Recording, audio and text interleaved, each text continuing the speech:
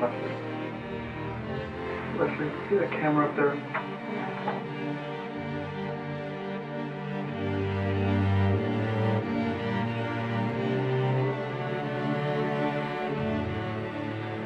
So I went up and I called 911. And I didn't go to the basement, but when I was on the phone, I could see that there was blood across the family room floor. And Jennifer's school bag was by the basement steps.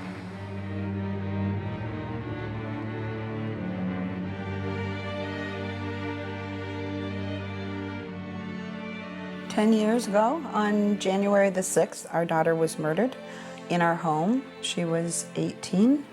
Her name was Jennifer. It was a horrible act of violence. She'd been shot. She had been shot in the head. Our lives changed horribly from that time on. Your mother, you know, she has a sweet tooth. Oh, does she? So, yeah, oh, yeah. Oh, yeah. After our tragedy, it left us with just Brian and me and Mason to put the family back together as best we could. But that was a pretty difficult task given the fact that Mason was 20 at the time, and after the murder of Jennifer, he was arrested and tried and found guilty of murdering his sister.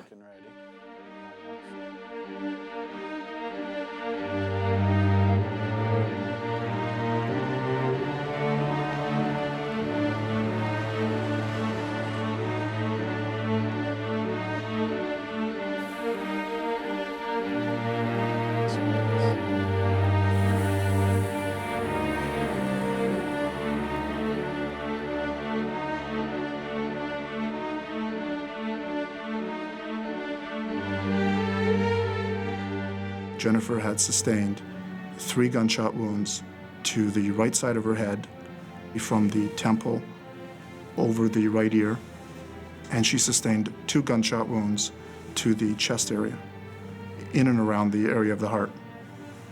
And those were that was the cause of death.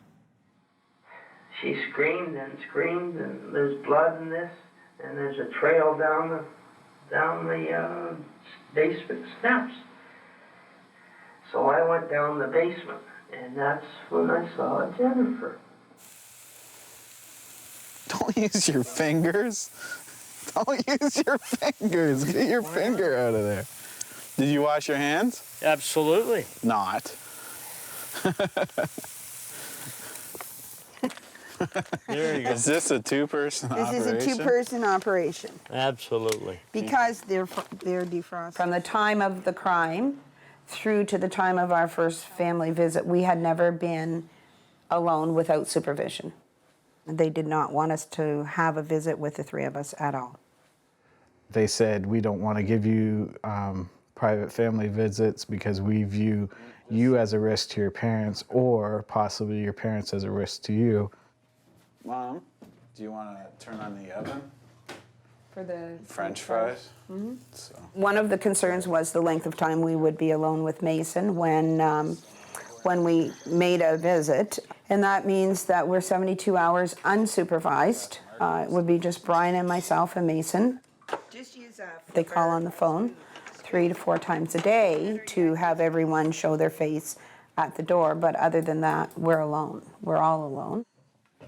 So there is knives here, and I think that their fear was that if they allowed a private family visit and I did murder or hurt my parents, that they would be held liable for that. I gotta get that. Okay, you have to do a visual on everybody? All right, thank you. There's there's an officer, and he's asked that we step out for a visual inspection. Did you get everybody? All righty, thank you. Right from the beginning, he was adamant that somebody else had committed this murder, and that he was an innocent victim. To the best of my knowledge, to this day, he still maintains his innocence with regards to the death of Jennifer Jenkins. Should have been me. She never did anything to anybody in her whole life. She was 18 and she was going places.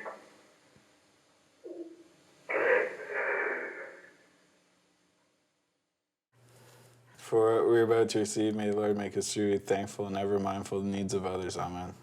Thank you. Amen. Is that possible? He just wasn't violent. I think we're done. He was wanting desperately for us to believe him. So it was out of the question in your mind that it was a deliberate act of murder on Mason's part? Absolutely. Absolutely. I just can't imagine. I can't imagine that he would actually hurt Jennifer. Can you think of any reason why he would? No.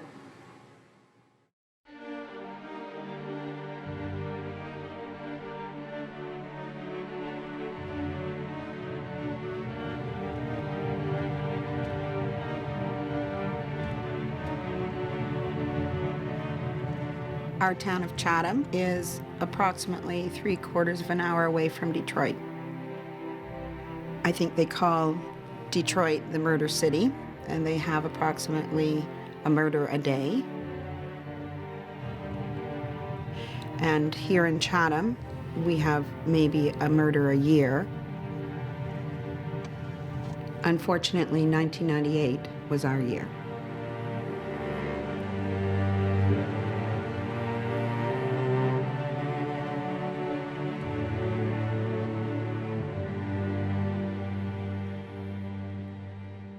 So the night that Jennifer was murdered, we came home. Brian had been getting his car fixed, and I had picked him up. Probably 25 minutes earlier, I had talked to Mason. Mason was sounding fine, very natural, no problems, no concerns. We came into the house. Brian went one way, I went the other, and then we called for the children, and the house was fairly dark. Nobody answered us at the time. And then finally I came to the basement and decided that we would have a look downstairs to see where they were and what was going on. So I went partway down the stairs and looked to my left, and I saw a body. 1715 ambulance emergency. Yeah, it's 28 Jasper. There's blood in basement. We need help. Okay, what's going on? My husband can't, I don't know, he's in the basement. There's blood, it looks like. Two kids? Two teenagers. Okay, are they conscious, talking? Brian, are they conscious? No. No? Listen to me, ma'am. It's Jennifer, it's my... Pick up the phone. Hello. Hello. Okay. Where is she right now? She's on the basement floor. Okay. Blood is coming out of her, like it's stopped, but it's soaked up. It is. Okay. You're absolutely sure she's not breathing? She's not breathing a thing. What's her color like? Well, she's white. She's white? Her head's, it's covered in blood sort of thing, and there's no life here at all. There isn't. All right. Is she on her back? She's on her back now, yes. Okay, then. What I want you to do is I want you to just gently tilt her head back, put one hand on her forehead. What? Tilt her head back, sir, yes. Okay. Well, she's kind of cockeyed here. Oh, She is. oh, my God, Jennifer. Oh, honey. Oh, shit.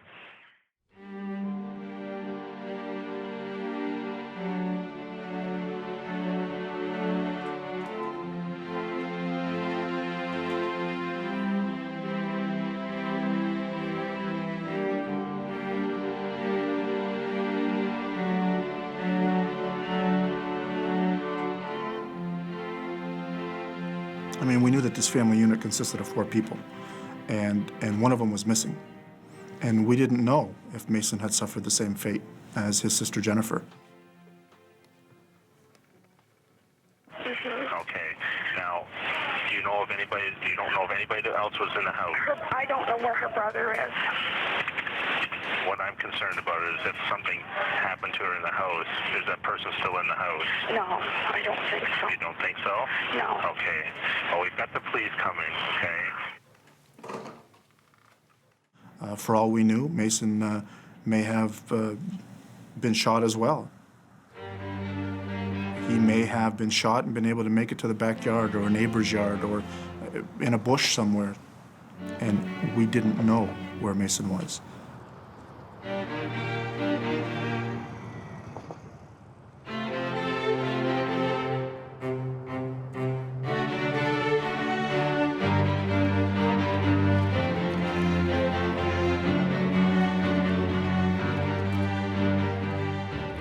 So you're saying that on the night of the murder, he actually fled from the police on horseback? Correct. I went to my cousin's house, and so I saddled her horse.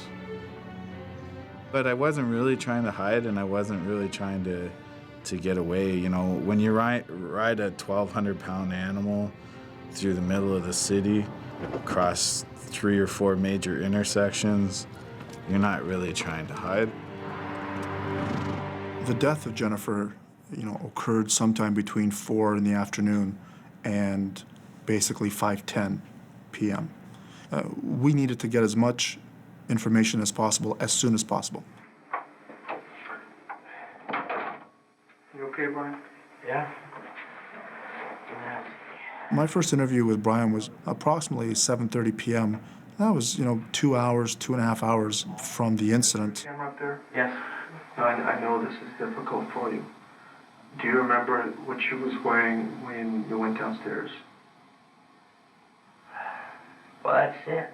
Like she had a pair of slacks on. She was fully, but everything else was blood. I'm sorry. It was blood. Like her corduroy jacket was soaked.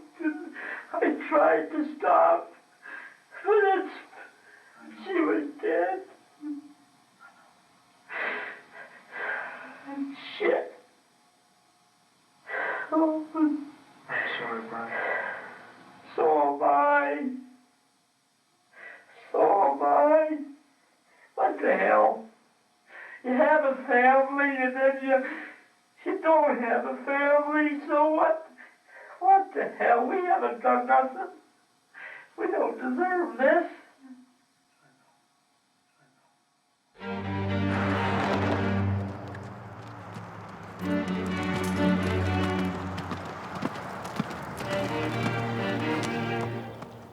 I rode to the end of our street, and I wanted to make sure my parents were okay.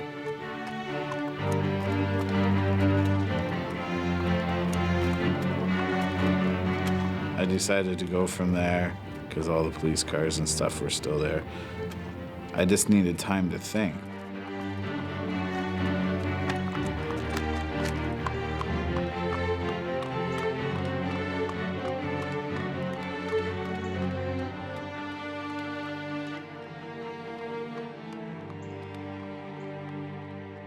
He's always been in trouble, but it had never, ever been anything violent like this. He had stolen cars, and he had been robbery and things like that. He had never assaulted anyone.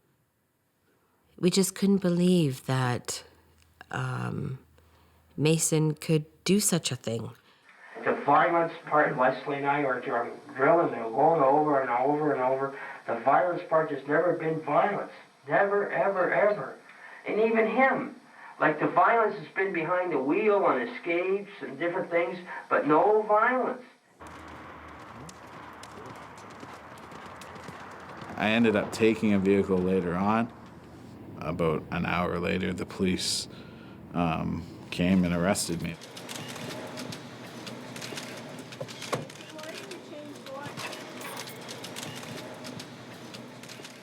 Mason, this is Detective George Vieira. I'm here to talk tonight. You okay? My knee's swollen out a little bit. What happened to your knee? It happened with all this stuff that went on. You okay?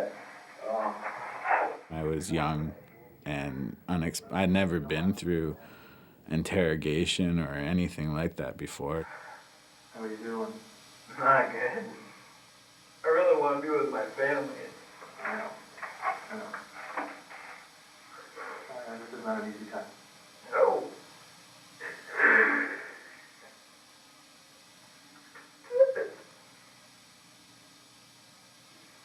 There's no way that should ever happen. It was because of me.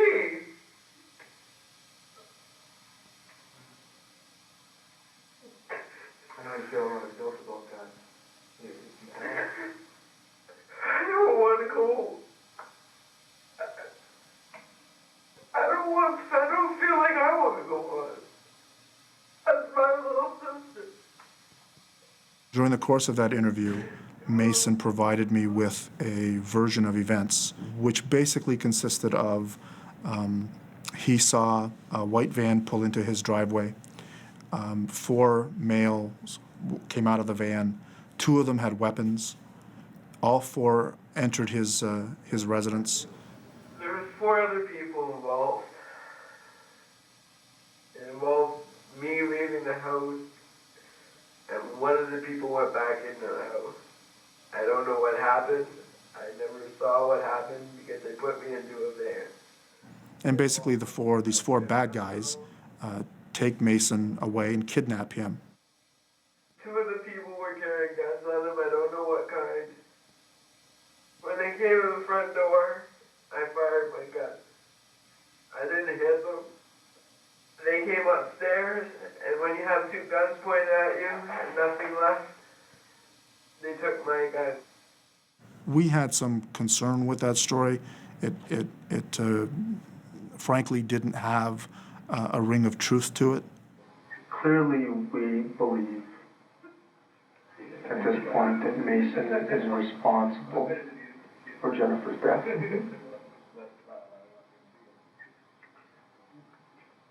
We wonder why.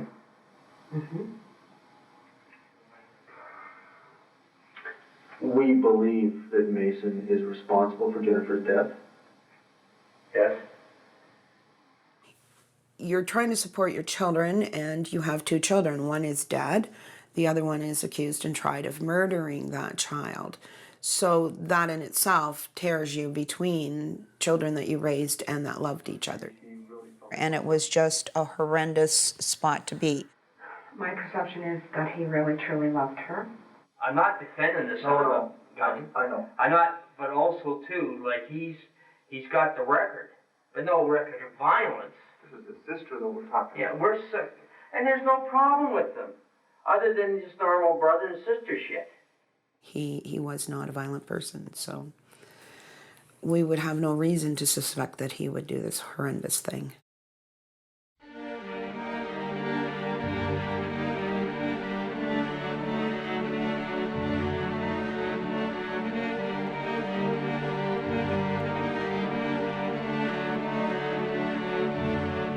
Brian and Leslie chose to support Mason.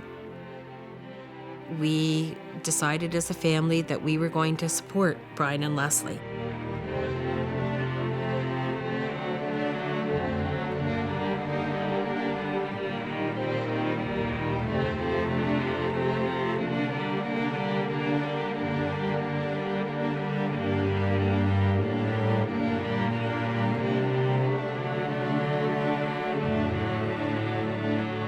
We did have a call from Mason, and he claimed that he was innocent, and at that point it was, we can't deal with this, whether you're innocent or not, we just have to wait, because at that point we were also trying to deal with the death of Jennifer and the arrangements and making a funeral and a tribute to her while we're still being questioned by the police.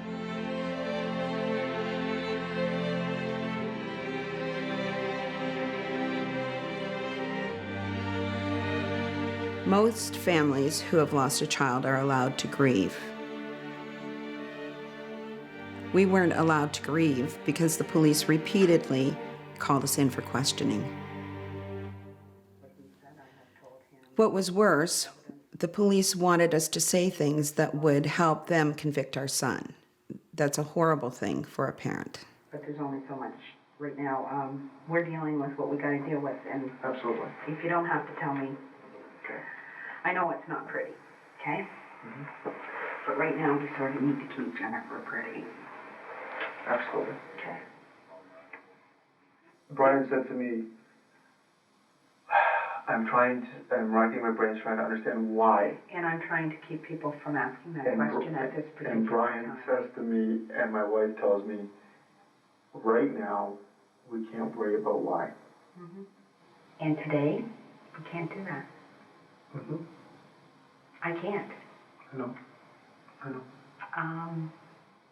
We have to get through this, and at this particular point, for you to know, Jennifer was a little perfectionist. If she was going out, things had to be pretty perfect.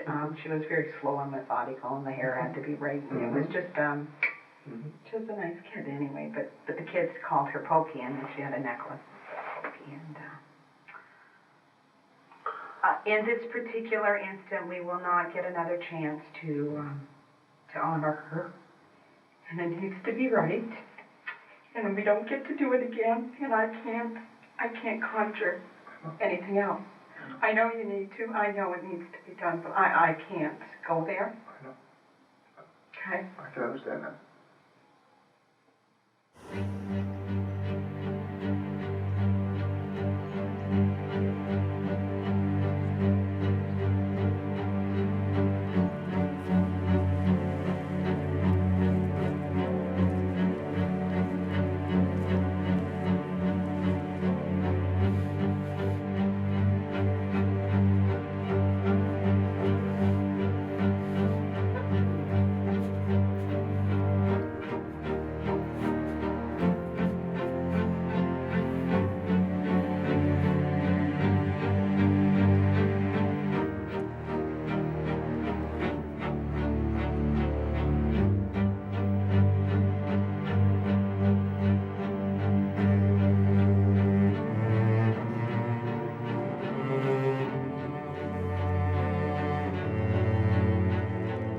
He was a cute little kid.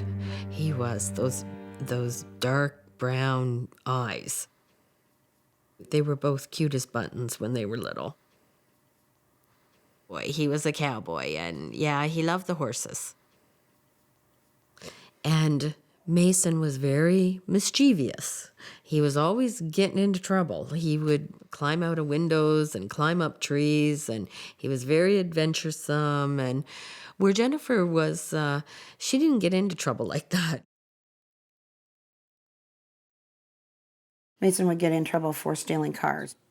And oftentimes he would take them, have a little joyride, bring them back, fill them with gas, wash them, and if he could put them back in the person's driveway, he would put them back. A lot of criminals come from homes in which there are serious social problems, drugs, alcoholism, and crime, and so on. Was this the case with your family? No, heck no. We did not partake in drugs or alcoholism or whatever the heck that is. It's Brian. Brian Jenkins calling. Hi. No, you're a valued account of mine. And I'm a sales agent. We sell industrial chemical to factories, transportation, like is in big commercial fleets. No problem. And appreciate your business. I originally started off as going to school to be a public school teacher, and I did that for a while. And then gradually I got into the field of mental health and became a mental health worker. We just were normal folk. We don't. Any criminal history? No, none whatsoever.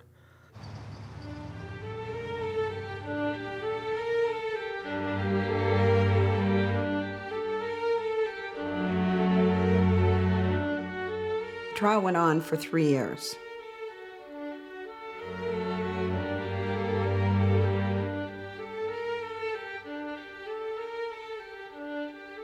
Mason was struggling with the criminal justice system, and we were struggling with a fight just as devastating. After the murder, we knew that we needed to go out, and we knew we needed to be out in public so that we didn't feel ashamed. Acquaintances, good acquaintances or different things would stop dead in their tracks and go the other way. You know, like they see us, you know, 50 feet away, and then it's clear they went the other way to avoid us, like the plague.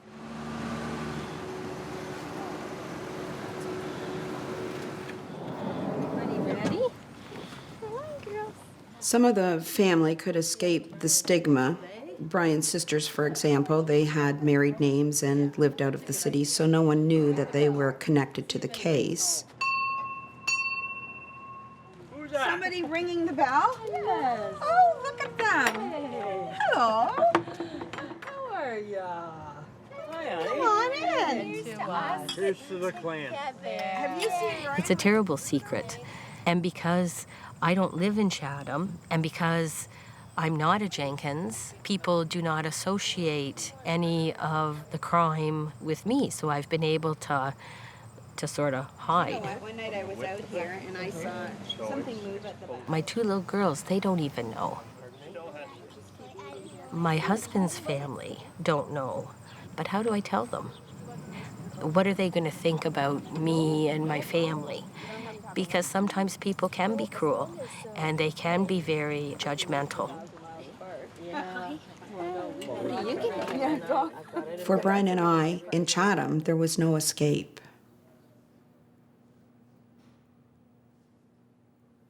We sort of are imprisoned because we can't get out of this life. In a way, it's a life sentence for us, too.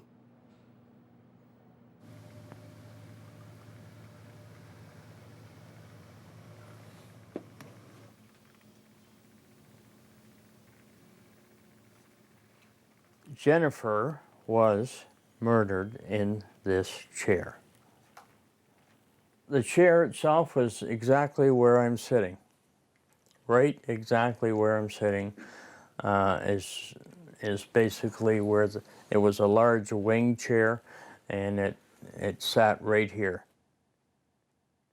Behind me there was a coat rack, about 3.5 feet high.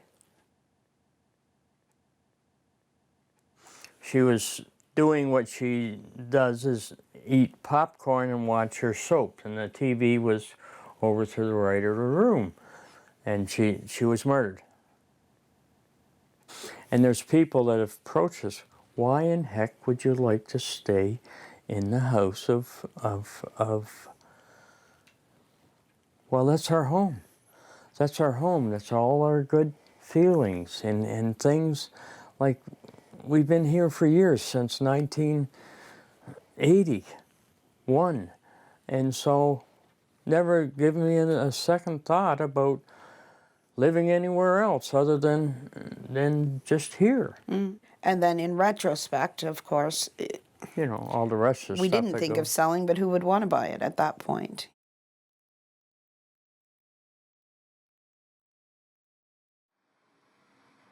We don't need your home anymore after tonight, so we're going to yank our people out of there, which means it'll be free and clear for you to go in if you wish. What we're hoping and what we prefer, obviously, is that if you let us go in there and do the cleaning up first before you go in there. Do you have any problem with that? You haven't done any of this cleanup yet. No, and that's why we want you in there. I spoke to... Well, maybe we won't want that. Okay, that's not a problem. That was the issue that I was wondering. Maybe we won't want that. You won't want us to clean that for you? That's right. Okay. That's our home. That's true. And if in fact we get it back at a time and you haven't cleaned anything up, we got a mess to clean up, and we're going to clean it up. And if we have the choice to do it. Yeah, that's right. No, I know. Mr. and Mrs. Jenkins. I know where you're coming from and kindness and everything. I that's where I hope you're coming from. Yeah. But you let us decide. I got some clothes in the I I'm the last one to see my daughter. And I gotta get back there. Do you understand that? Yeah. So don't you touch a goddamn thing. I don't care if you shit in the place and all over it. It's our home. Understand? So don't touch a freaking thing. We might want you, might not. I don't know. But that's our, we gotta grab onto every inch of anything that we got here to keep this thing sane. The insane thing that it is. So back off. Back off, George. I'm telling you.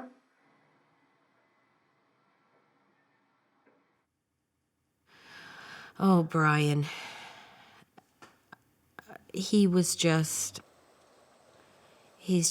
really suffered and aged, and he's lost over 100 pounds. He's developed diabetes. He used to be so jovial and happy and bubbly and always the joker, and you can tell that he really has to try. He wept. And I remember holding him and him saying, I'll never be able to walk my baby down the aisle. And he was just sobbing.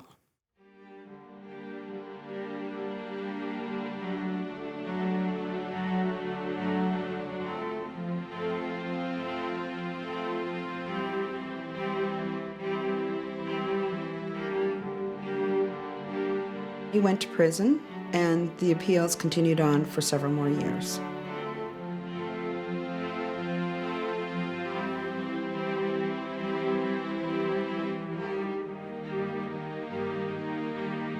From the initial meeting with Mason Jenkins, he was adamant he did not kill his sister. There was 4 men came to the house. They shot her because of some debts he had or something to that effect. And from that point on, he never once changed his story. He was not responsible. He was going to appeal it. He was clearly wrongfully convicted. He was innocent. I'm sorry, but my lawyer said not to say too much because he wants to look into some things about. I had asked for my lawyer, and I had on a couple occasions throughout the interview, I had said my lawyer doesn't want me to talk to the police. And he just said, for a change, Mason, keep your mouth shut and let me do some things. Because usually I blab and blab and blab and get myself in deeper shit. And then Detective Vieira would come in and he would say, oh, I just talked to your parents, or I've been in contact with your parents, or, your parents are doing this. So it was like, and I wanted to know what they were doing, so it was like almost baiting me to talk. And you know who I have to answer to? Your mom and dad. I know. Your mom and dad. And your family's pretty concerned about you too. Your mom and dad are concerned about you. I don't think I did it, dude. My lawyer, he didn't want it admitted as evidence, and so he brought a motion, and the motion wasn't successful, and the interview was admitted into evidence, and it was played at my trial. It was very damaging. Do not believe that there was anybody that showed up at your house. In a van. What are you trying to say? The story doesn't make sense. What am I trying to say? You're here. Your charges were murder. Right. I didn't murder anybody. I got no reason to lie to you. Yes, you do. No, I don't. Sure you do. I don't have any reason. You're here for first-degree murder. You have reason to lie. You have motive to lie. I can see that, yes. Did you hate her that much? No, I didn't hate my sister. Why would I hate my sister? She bent over backwards for me. Yes, she did. She cares more than, probably ever more than anybody for you. Huh? She had more faith in me than sometimes my parents did. Yep.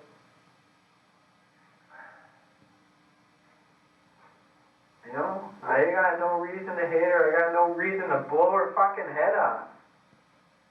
I have no reason, whatsoever to do anything like that. I told you she was shot in the head.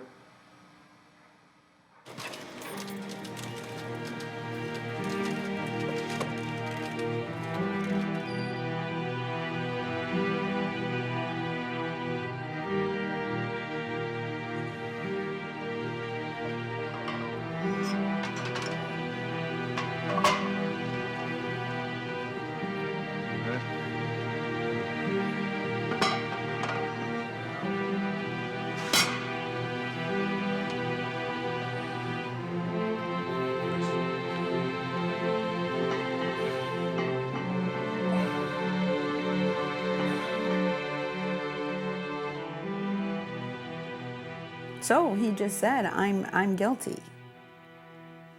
For myself, it was more freeing simply because now he was telling the truth.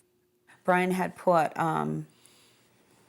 much more into the belief of innocence for yourself, right? Although I've already put the closure to admitting to myself that our son did kill our daughter, and that's good enough for me. And this is as good as it gets for us to move on as a family unit, you know. So, one last thing about this: do you have any idea why he did it? I think it was myself. Okay. I think it was just a terrible, terrible freaking accident.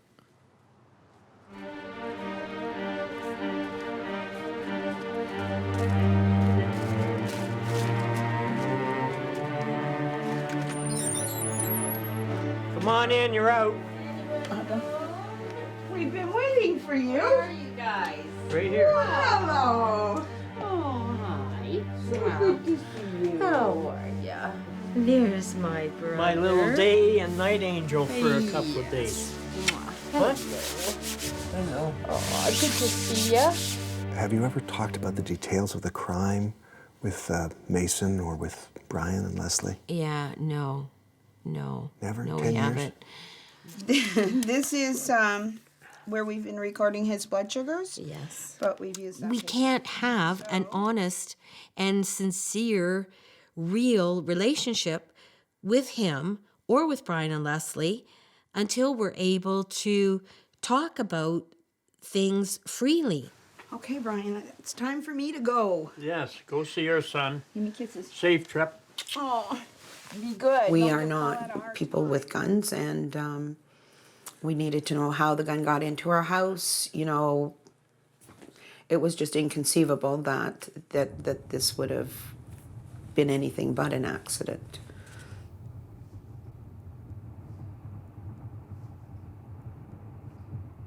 So just by telling us he's guilty is his first step, and now he needs to start to explain why, what happened, what he was thinking, those kind of things.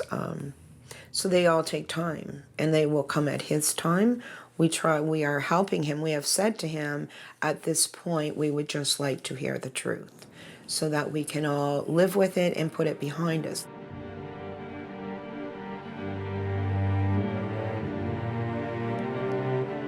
I think we just kept it, you know, he's ours, he's our son, Jennifer's our daughter, and in the family unit, it's time to tell the truth, but we didn't go through the steps, step by step.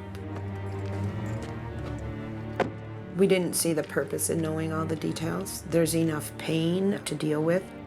It sounds terrible, but, you know, Jennifer was dead, and there isn't much beyond that can get more horrible, and, you know, you have to deal with that. Her death and the fact Mason's guilty. How the hell would this happen? And I couldn't get it around my head that our son would kill our daughter. So I was on denial until it was proven in my head that in fact he did pull the trigger and he did kill in the form of an accident. Barrier, please. We know the truth. We know as he said, he's responsible for it. So we would like just to put it behind us so we can continue on, not to forget, but just to get this big elephant out of the room, so to speak, just to get it on the table and move past it. Good there. All right. That's it. Unopened by human hands? I hope so. Absolutely. You can take that.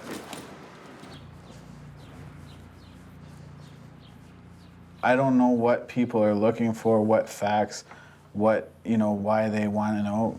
My parents know that my sister was shot. My parents are the ones that found my sister.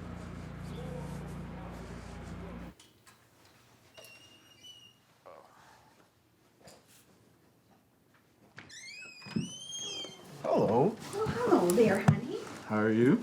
I'm good. I'm happy to be here. Happy to see ya. There we go. Get the formalities out of the way.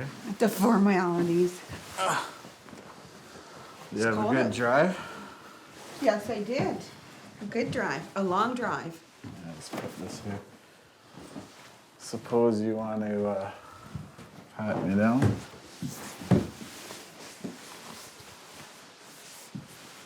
Yeah, you're good. Thank you. Good to go. Good to go? Can start lunch now? Oh, it is. I'm very hungry. So, ready to go. Okay. Excellent. All right. Thank you. Enjoy. Take care, folks. Yeah. I'll see you later. Okay. Leslie, aside from knowing that Mason did kill her, do you know anything at all about the events of that evening or what happened or why it happened? We have details. I have no idea why he did it. He certainly, I have no idea why he did it. Have you ever had a conversation with Mason in the last 10 years or so about what happened that night? No, not about the exact details, and some of it was, as we said, because of court and the implications for Mason and the case. We know that Jennifer was murdered. We know Mason has told us that he murdered Jennifer. So you're saying it was an accident? Yes. Essentially? Is there anything that you want to ask at this Actually, we've always said, we felt that it was an accident. We didn't know that. We also thought it was a bit strange that he would leave his sister. We would have expected a 911 call. Obviously, I also understand the panic. We feel badly that he certainly didn't do a 911 call and was not able to see his way clear for that.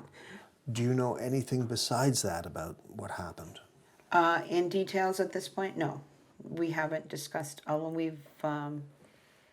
But you knew Jennifer was shot. I know Jennifer was shot and multiple times, Yeah. and but you have not provided that explanation as to the details of that. Well, And then you know that we came home, to the point that we Yeah. came home. You haven't given the details of all of that yeah, to the minute we walked back in the door. right. Would you be prepared to share those details? Today?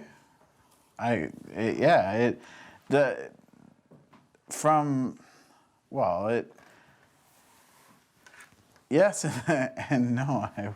I'm prepared to share the details, but it's some of it I've blocked out of my mind as well. So I basically what happened was I came down the stairs. I had the rifle at the coat rack. I put the rifle on top of the coat rack. I hit the rifle and the rifle went forward. When I grabbed the weapon went off. And that's the initial shot. So after that, there was a series of, I checked for a pulse. There was no pulse. She wasn't breathing. I didn't, any of that. And there's things that I don't want to discuss, and there's things that I choose not to remember. So that's it in a nutshell.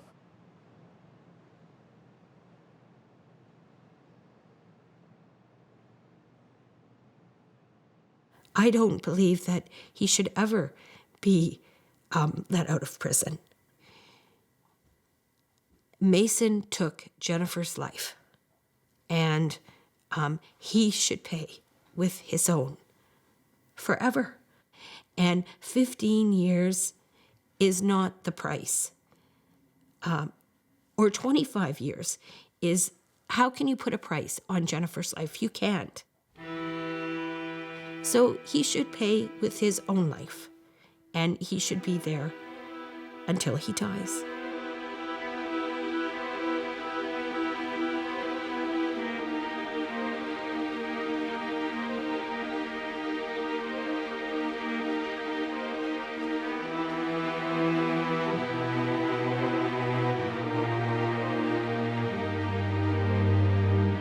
Count up. This is a stand-up count. Half count.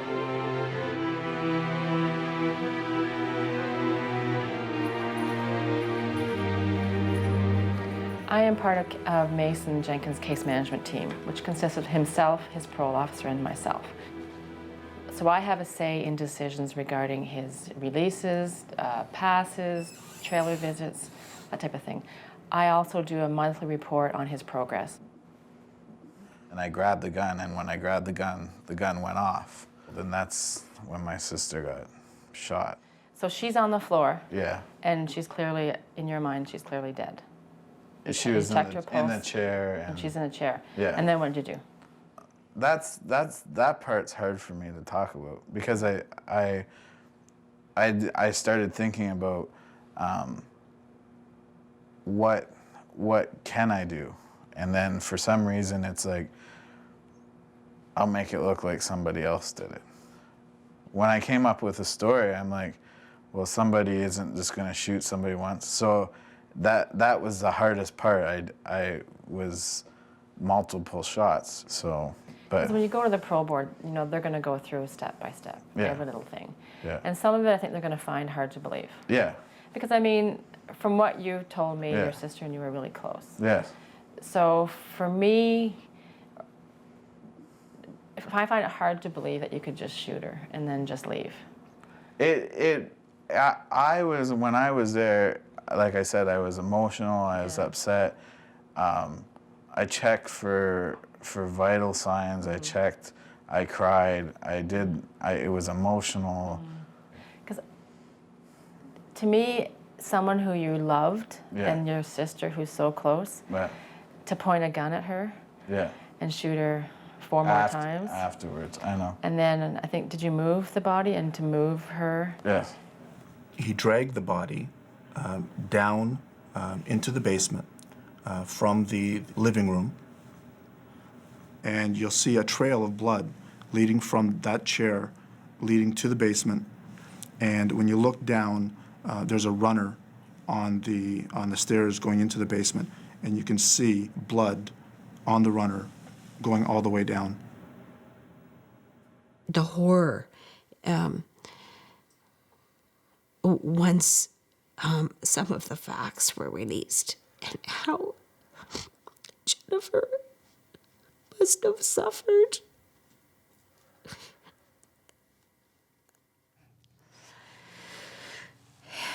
I just wish Mason would have said this at another time. You know, just because Brian has been very, very sick. Is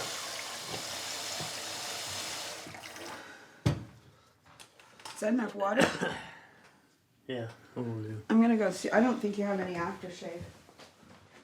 Brian needs his strength and his mind to get better from being sick.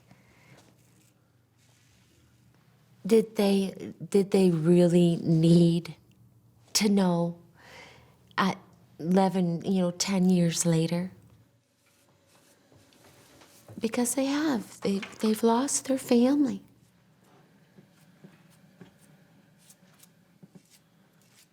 You don't have four people sitting around their kitchen table having breakfast or lunch, supper, Christmas time,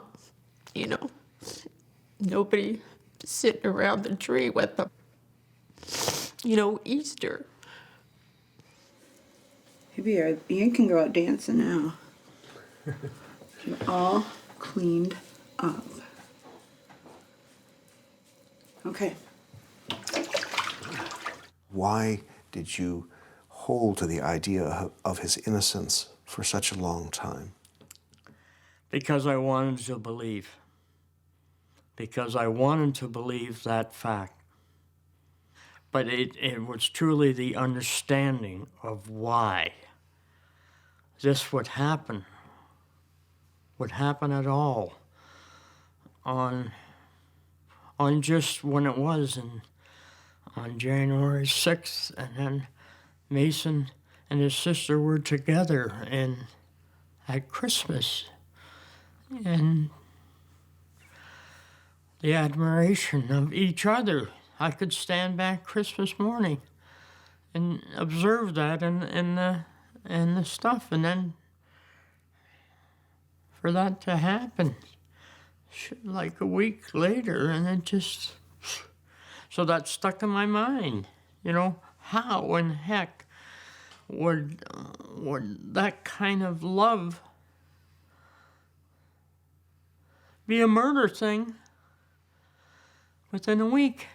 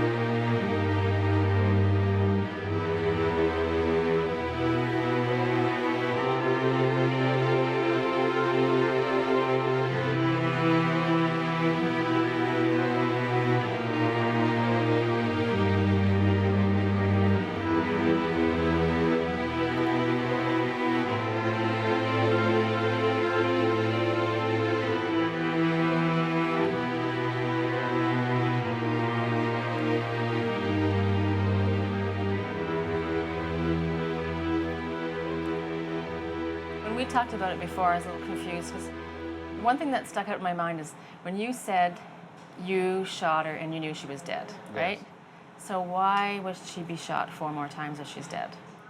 That was because in my head at that time, I thought that if there was more, my story was that there was more than one intruder, and something like that. So it would look more like a gang type. So they would all come in and each one would shoot her? Like 4 shots, like here, your turn, your turn, your turn? No, I don't know, but I didn't know at the time. Because it sounds weird. I mean, I know, if you, but I'm not thinking at that time straight, I guess. I was just mixed up. So you thought, okay, I'll Yeah. shoot her 4 times, like 4 people came in and each took a turn, and then I'll go write a note that they left, that we were here and we shot her? Or? No, I don't get that. It wasn't like that. It was, at that time, it was just like, I wrote the note, but I wanted to deflect the blame. I'm just saying, like the prologue, they're going to say, okay, so you shoot her 4 times, thinking there might be 4 people, so each person might have shot her. Then we're going to be here and we're going to leave a note that we were here and we killed Jennifer, we killed this person, and then I'm going to hide the gun, because I don't want to have the gun, but I'm going to hide the gun. It seemed rational at the time, and it seemed rational at that moment, but until somebody's in that situation, nobody can say what they would necessarily do. Because they're going to ask you all this. They're going to say, how does this make any sense? Yeah, it doesn't. It can't make sense. It sounds hard to believe. Yeah. None of it was straight. None of it was It was just rational. in the panic, all this just came to mind. Do this, do that. It was Get the panic. I'm like, typewriter. well, if I'm taken away, how did I have time to, I even thought about this later on. How did I have time to write a note? So some things may not make sense, but that's the way it is. I'm just playing, devil's advocate, because Yeah. to anybody who would read it would go, what?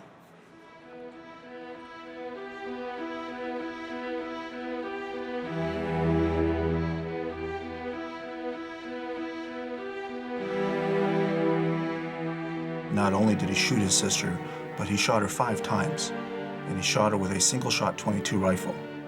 He shoots her in the chest, and then he has to stop and reload the weapon and shoot her again, and then stop and reload, and again, this time to the head, and then again to the head, and again.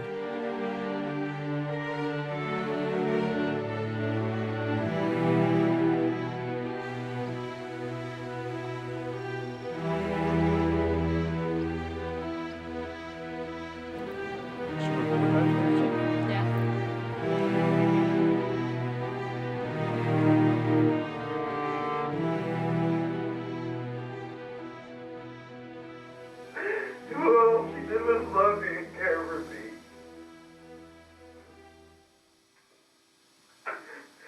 And who gets left out? The fucker. Me, I get fucking off scot-free or off whatever. What did she do? She gets bullets in her. Me, the asshole that should have. I'm still alive. I don't care if I'm here or whatever. I'm still alive and I shouldn't be. She should be. She was going places. Jennifer is the child that everybody wanted. All of her friends, all of their parents, it would be if her friends were with her, it was, well, you're okay. You're with Jennifer Jenkins.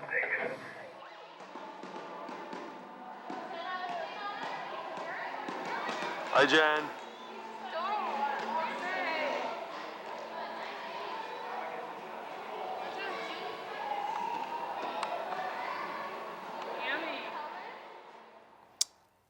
Jennifer, she was such a good person. She really was. She was a good daughter. She had lots of friends. She was very shy, so she would giggle, and she just had a really sweet way about her.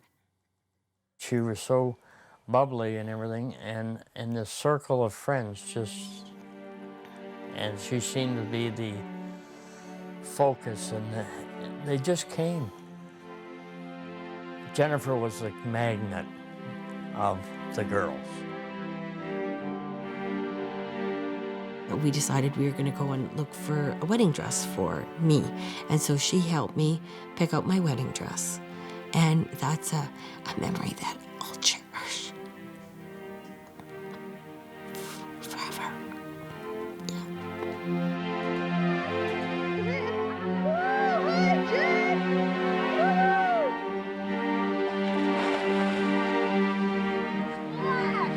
There's Jenny. Hi, Jenny. Wave to camera.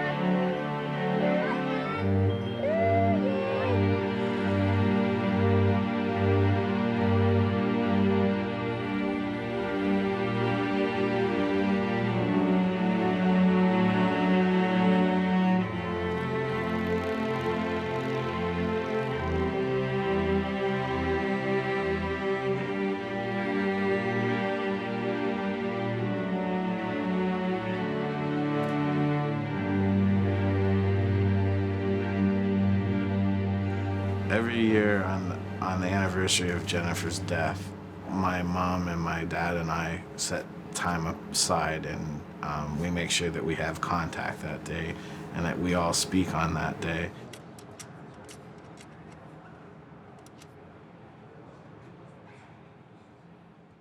When it's a nice sunshiny day outside, we'll call it a Jennifer Day, because that's just, she liked that, and that was her spirit.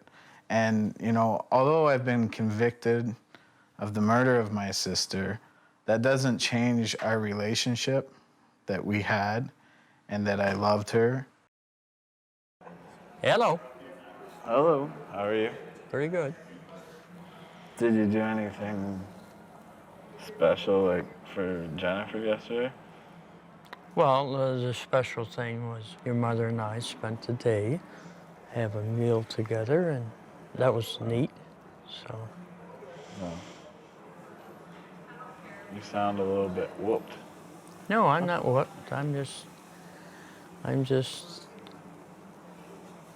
here. I'm anxious to get home and get on with it. And no, I'm not tired. Trish is coming to pick you up? Yeah. That would Tomorrow. be nice. Yeah. Yeah. That's one thing that I'll miss is I won't have Jennifer to do those things for me later on. No. In life. Nope. That's some of the stuff I was thinking about yesterday. Right. So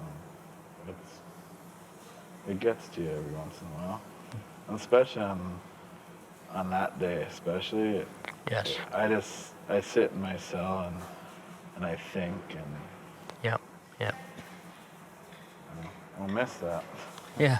Yeah. So, wow. Once it was supposed to be like Mom always said, after you guys are gone, that we'll have each other. And yeah. Now I think about, well, when you guys are gone, I won't have anybody. Yeah. So it's a hard pill to swallow. Yeah. So, anyways. Here's your mom.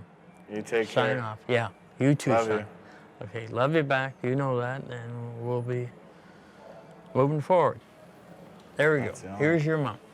All right. How are you? I'm fine, thank you. How are you? All right. I've got the vibe. I was trying to talk a little bit about Jennifer, and he kind of just didn't. He seems like a little bit. I said, "Are you tired?" And he's like, "No, I'm not tired," but he seems a little bit. A little bit tired. Withdrawn, or. Well, maybe but not. But it's a hard time for him too, right? Definitely a hard time, and. We're not always talkers. No, we're not always talkers.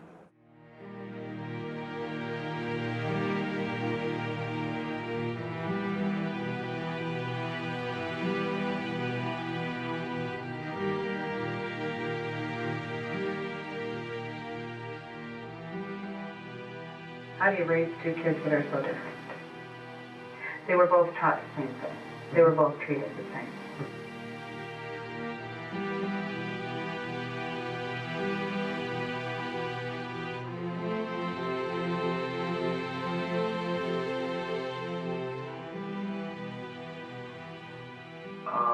There is some indication that Jennifer was sitting in a chair. There's big indication of Jennifer. I know that. But that's not where she's found. No, it is not. And she was placed where she was found. And we once again ask ourselves why. That's right. And we say to ourselves, not only that, but it was covered up. It was covered up. And that is something that I have. Hitman that comes to your house. Exactly. They don't take time to cover it up. And I did say that to Mason. Not going to care. But, and please don't be offended by this, because we have to look at every possibility. I will tell you, I know, because it was after the fact that we saw the chair, that we saw the blanket. Yes. And what an odd picture it makes. If she had been left in the chair, we would have walked in the door and found her. Right away. That's right. And the person didn't want you to do that. Mm-hmm. The person wanted whoever was coming in that door to keep coming in. Mm-hmm. And you were supposed to be the next one in that door. Mm-hmm. Mm-hmm. Yeah. And that thought has been there too. And we here, after talking to many people, we have many more people to talk to, say to ourselves, one of the possibilities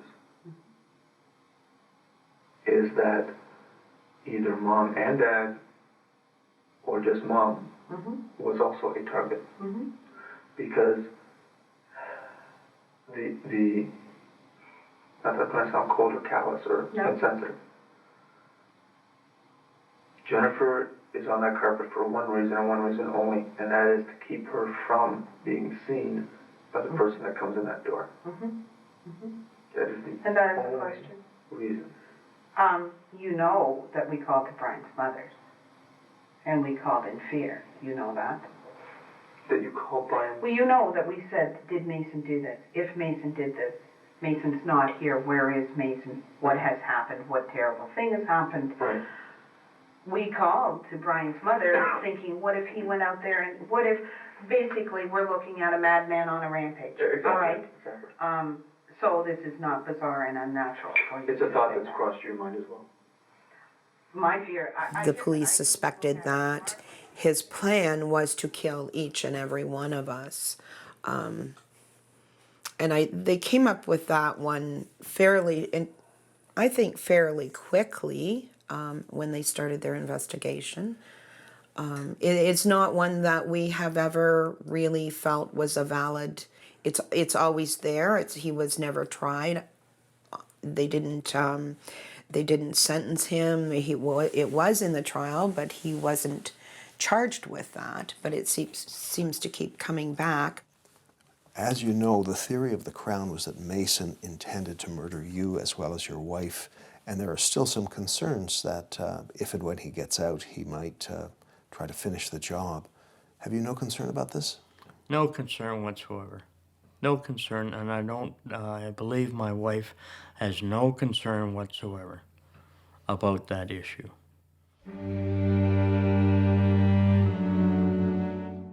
Our theory in this case is that this was a premeditated murder.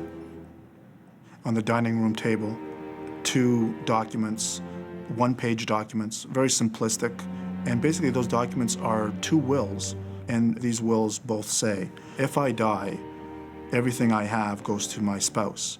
And if we should both die, then everything that we have goes to our son. What do you read from that? What do you think that says? Basically. I don't know.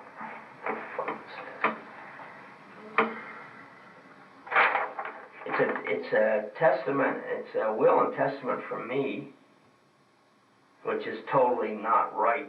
It's not from me. I didn't write this piece of garbage, and that's not my signature. I leave all property and possessions to my son, Mason J. Jenkins, and appoint him executor.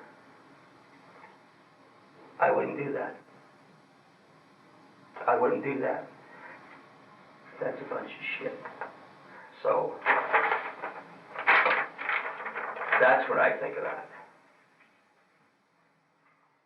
And that caused us, some concern and provided us what we thought was possibly a motive.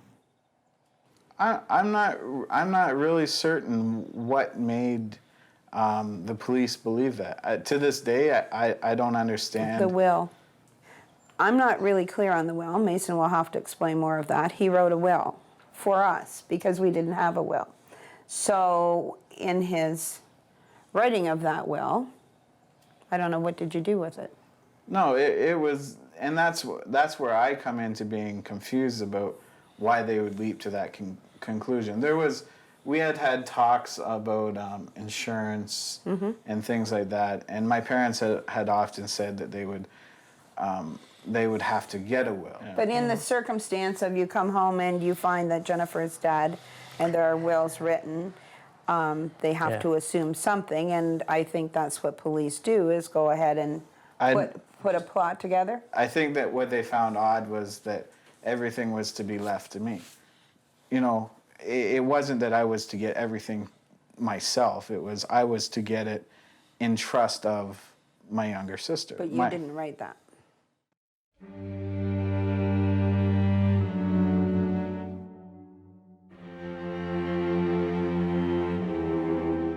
I had come up with a story, a lie, of what I was going to tell to the police and what I was going to tell to make this whole thing believable and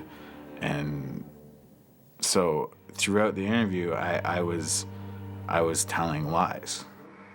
I went upstairs and I grabbed my gun because I could see when they're getting out of their van that they had guns. The two guys had guns. Can you give me an example of some of the lies that you told in the interview? Oh, there's so many. It would be easier to tell what's true. Almost everything that I told him was a lie.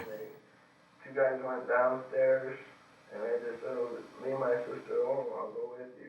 And those guys went downstairs. My parents have said to me, we've had children to love and to raise, not to throw away, and we'll be there for you no matter what. But in the back of my mind, I'm like, if I admit that I murdered my sister, will they still be there for me? And that's something I've struggled with, and sort of at different stages I've told a little bit more and a little bit more and a little bit more.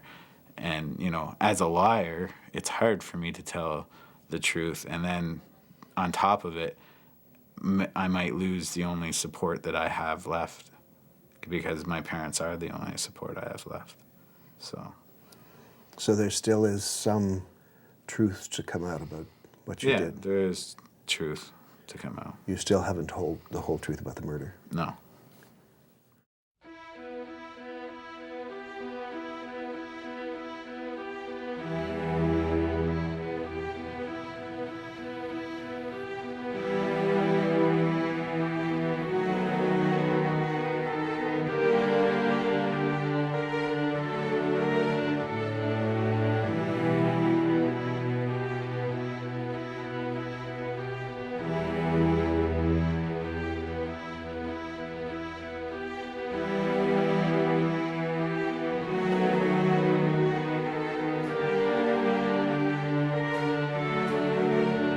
So what's going on? Yeah, it's always the first couple minutes seems to be hard to talk for some reason. I don't know why.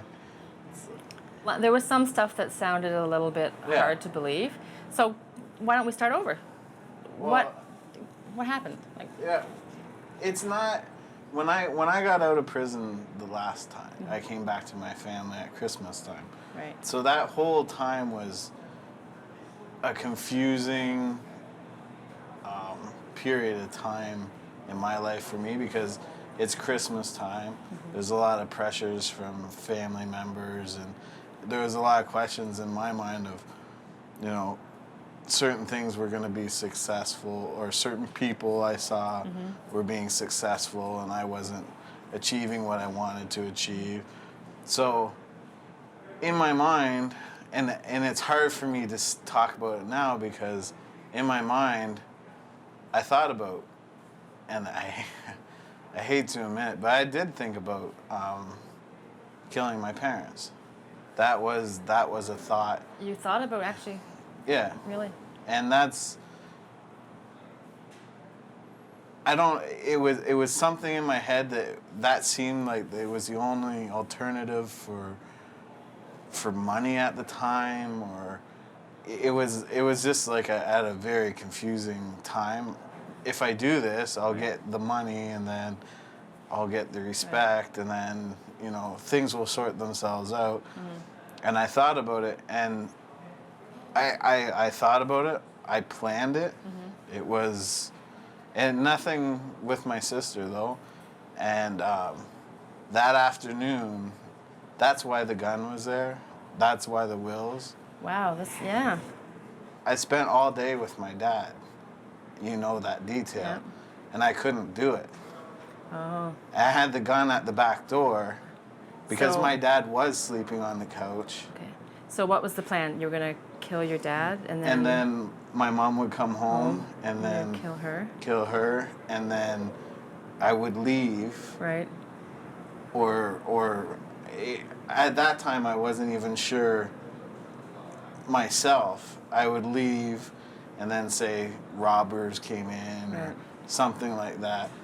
So tell me, I'm confused. So, Yeah. okay, you couldn't do it with your dad, and he left to get the car, right? He left he left with my sister's friend right. to come home to get Okay. the car. Mhm.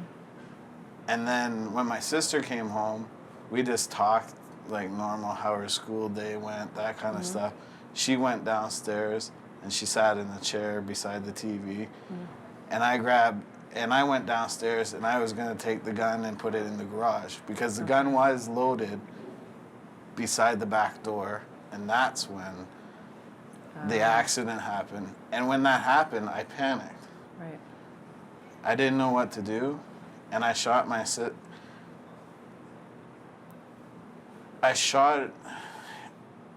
I go over in my head and it's like, I don't know, I could have phoned 911, but I shot my sister in the head it was by accident. The first shot was by accident. Okay. She gurgled and basically moaned in pain. I came around, I saw the blood coming out of the side of her head. So she was still alive? She was still alive, but not like, it was like in pain. Like people would think I was nuts to describe it like this, but it was like some sort of wounded animal. Not that I'm comparing my sister. That's the only thing I have to compare it to. So you knew she was seriously injured? Seriously injured, and I just wanted to stop the pain. And I shot her again. It certainly explains some stuff, because I know before Yeah. you said that you checked her for breathing, or you Yeah. checked her artery or something. I don't know if you've ever done that, but I mean, it's a hard thing to do, right? No, it's hard I didn't. to check if I don't someone's have alive. any. And you didn't call 911. No. But do you think that You if kind you of called triggered 911, do you think maybe she would have survived? Maybe. That's You don't what know. I don't. You I never don't know, right? So you just kept like firing at her. I kept unloading the gun and just wanting it to stop. Make Just sure that wanting it to it's stop. over. It's done. It's like I turned my head. I didn't even look. Like it. I don't. Yeah.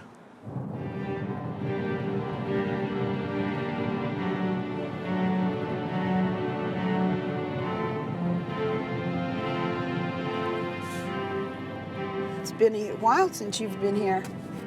Huh? Yeah, I haven't seen the little rascal 9 Mason months. for 9 months. And today's his birthday. Well enough to travel now, and I'm excited. Good.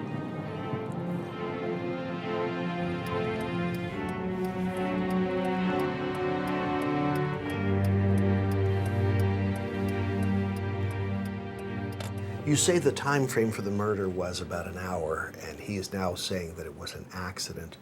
Do you think it is possible that in that time frame he might actually have killed her by accident? No, I don't think so. Let's remember that at 4:45 p.m., Mason calls his own mother.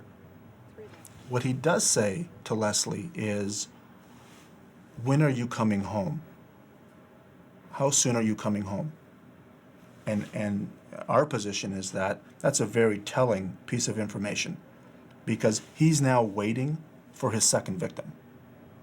And that's when he finds out that mom and dad are coming home together, and that changes his plans, because he cannot shoot two people walking in that door at the same time with a single shot .22 rifle. Just get this locked.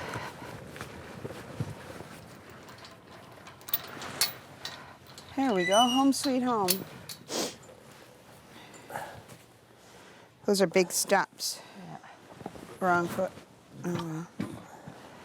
Put All right. All right. Yeah. So you want me to go get Mason? When we found out that he had intent to kill us all, that meaning Jennifer, his mother, and his father, it was clear. It was clearer than ever before. Perfect. Do you want to put this back in the corner? There's things that we're going to talk about, and things that I need to talk about, and it's not going to be shocking, I don't think, for me to say that, yes, I did plan to kill you at one point. Hi there. Hello. Hello there. How are you? How are Nice you? to see you both. Well, it's good to see you. It's very good to see you. And I Dad? give you a kiss, but I'm not feeling well. Yeah, you... Are you good? Now, be careful with... you around. Good to see you. Good. Good. Put on weight for you. Did you? You're wobbly. Yeah, I am. How's your sugar good level? Seeing you. Good. High, Good. How's actually. yours? How's your sugar? I don't know. You don't I know? just got sick, so it's probably low. Okay. Okay. Good? Thank you. Yep. Everybody. Okay. Good to see you. Yeah.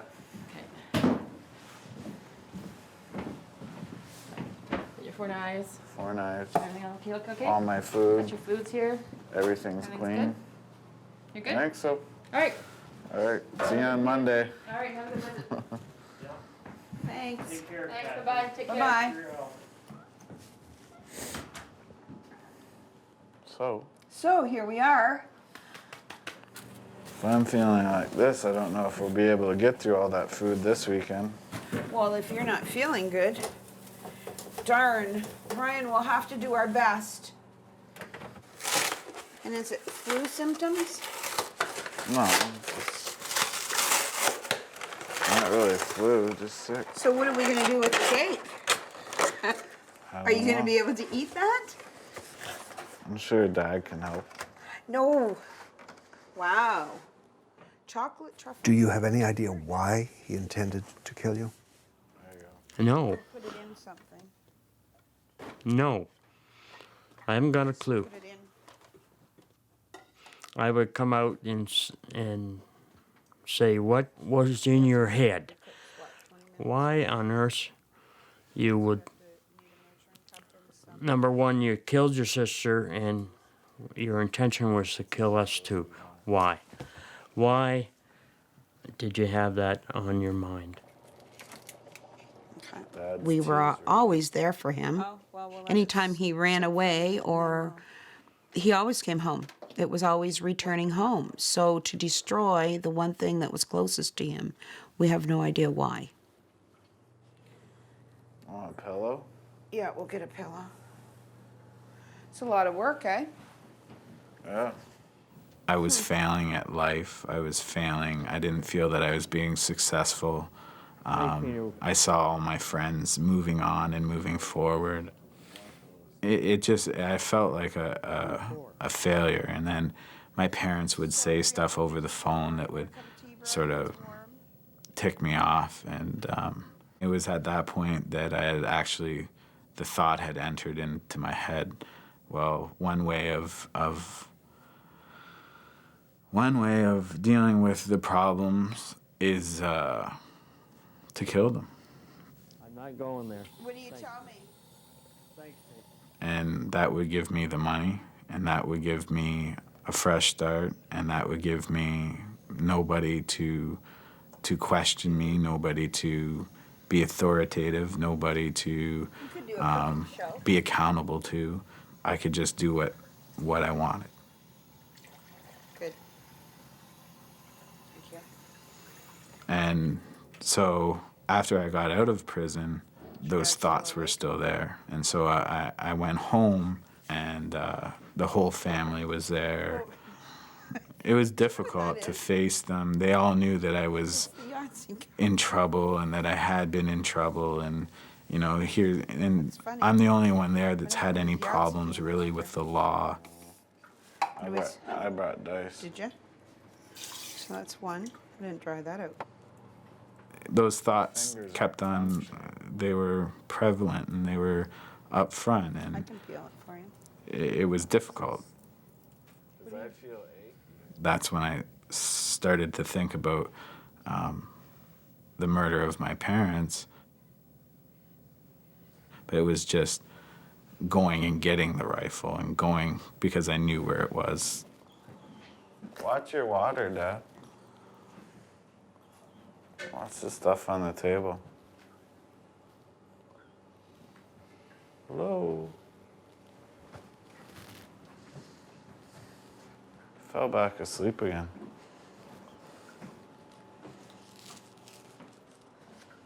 We'll have extra. We'll use it for stir fry. How did you know we're having stir fry? I didn't. There you go. Okay. Was this shocking news kind of the elephant in the room that nobody really addressed? Well, it would be the elephant in the room. There's no doubt about it. There's no doubt about it. It's there. He absolutely knows. He made the confession, so he knows, and he knows that we will discuss it. There's no doubt about it. That's good. It's never ending. It's never going to end. You know, it won't end. You put something in there. Really. So it's how do you deal with it?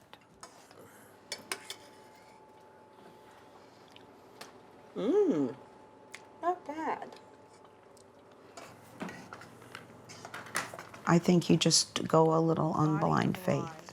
You just go with your gut instinct and your love for your children, and you do it. You take a piece each time and say, this much I need to know, this much I don't need to know. Low. Mason, do you want some milk with your cake? No milk. No milk for you? No. Do you want some, Dad? It's the way we've handled it all the way along, is we keep chipping away type of thing. So I guess being afraid of in my case, of being afraid of losing the family unit. Something that you don't want to lose regarding the family unit, regardless of the costs. And in my heart, I want to still continue on with the family such as is.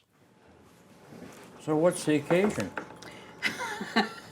For the cake? Yeah. It's Mason's birthday. Yes. And how old would you be today, son?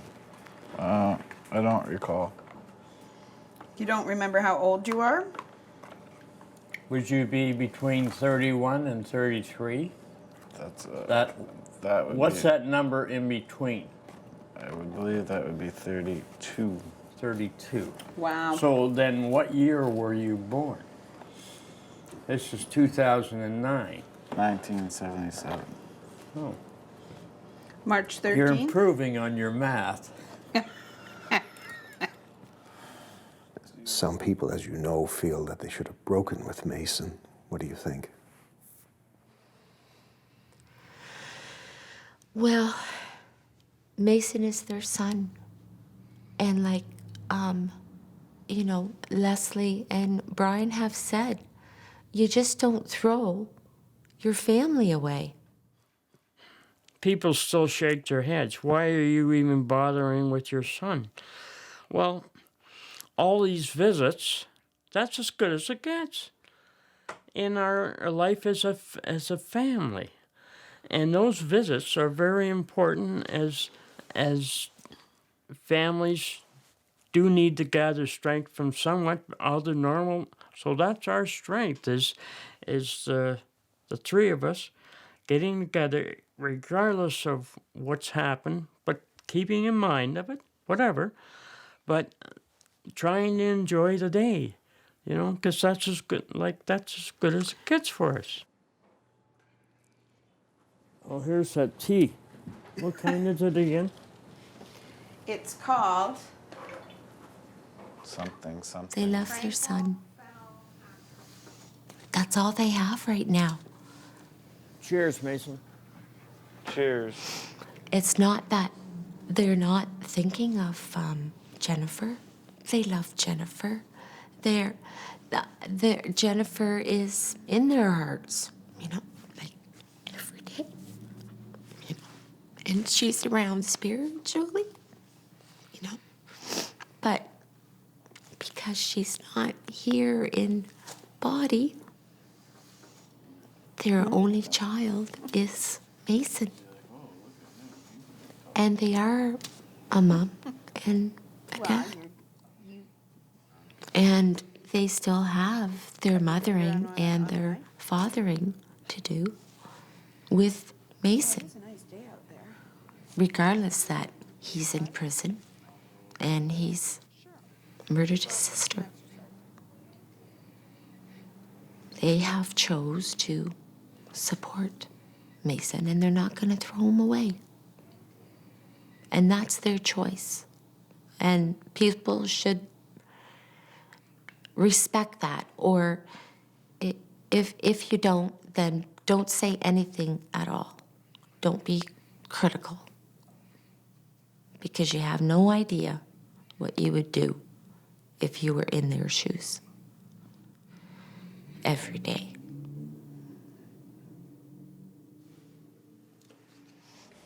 Well, this is nice. We're happy to be here with you on your birthday. And also with you. I have been blessed. You have? I have two wonderful parents like you. There you go. What a crock of shit.